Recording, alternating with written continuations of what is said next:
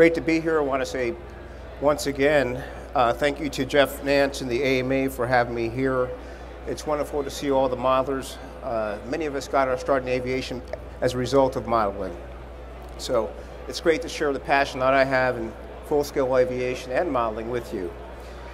Some other friends are here. My friend Captain Gordon came in from actually Georgia. So I want to thank Bob because I think he's the only other single-stick flyer in this audience beside myself. My friends from Sula and also from the Prado group are here. Thanks out to Theo from PCH Hobbies. And Theo has made it possible to have this wonderful electric P-51C model up here on display while I speak. And finally, my lovely wife Jennifer is here, and thanks, hon, for coming out. I really appreciate you being here. This presentation is about how I was inspired by model aviation and got involved with the CAF's P-51C model Red Tail Mustang. It's also about sharing with you my insights on being involved with a World War II aircraft and what I'm doing currently with the aircraft and how we're trying to inspire youth and other individuals. Before I get into the actual aircraft, the C model Mustang that I'm flying, I'll tell you a little bit of background about myself. I grew up in West Orange, New Jersey, the son of civil servants. My father worked at the Housing Authority in Newark, New Jersey during the day and at the post office at night. He was a Tuskegee Airman who never talked about Tuskegee until after I got involved. He's a part of the Claude Govan chapter, tri-state area on the East Coast. Now, during the day, we used to go actually on Sundays down to Newark Airport and watch the jets come in. And that was my way of being with my dad on the Sunday mornings, usually before church, so it was very early. My mom, who was a supervisor of social workers at the Board of Education, liked the fact that my father and I were getting away and doing something that we really enjoyed. My parents instilled in my brother and myself a sense of making a difference. Not just about yourself, but being selfless, taking your experiences and trying to share them with others. And that's really touched me throughout my life, and that's part of the reason why I'm here with the AMA sharing this with you.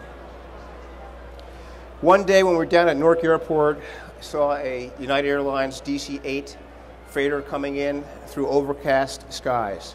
It wasn't a usual blue sky day, but I was impressed that with the overcast and the rain, here there are some guys and gals crewing a DC-8 coming through the overcast and making a successful ILS approach.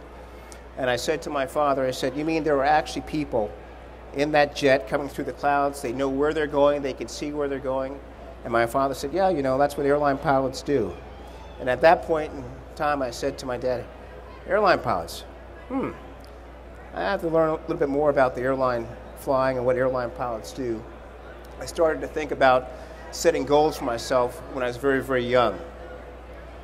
Now, I knew I wanted to fly, but didn't know how to foster that interest. My father and mother were always proponents on using your brain and trying to set a goal and going out and doing it for yourself. My parents wrote the book on the Protestant work ethic. They made sure we worked for everything in the Lang household, and I mean everything. But we also had to study. And part of the time when I was in the library, I used to read the model airplane magazines.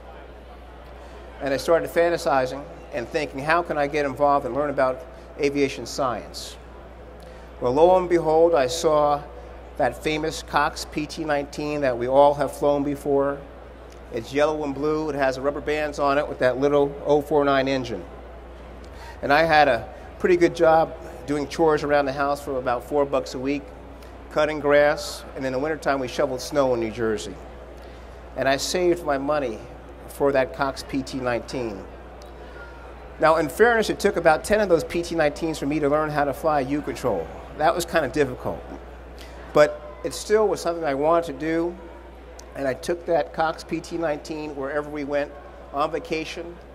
The neighbors got sick of seeing the little Lang kid always in the park going around and around making noise. But the more I flew that trainer, the more I became excited with aviation, and at this point, model aviation. And there were many times in the wintertime when you're starting that little engine up, the nitro gets into that cut when it's hitting you with that spring starter, and you go, what am I doing out here, you know, because it really stings quite a bit.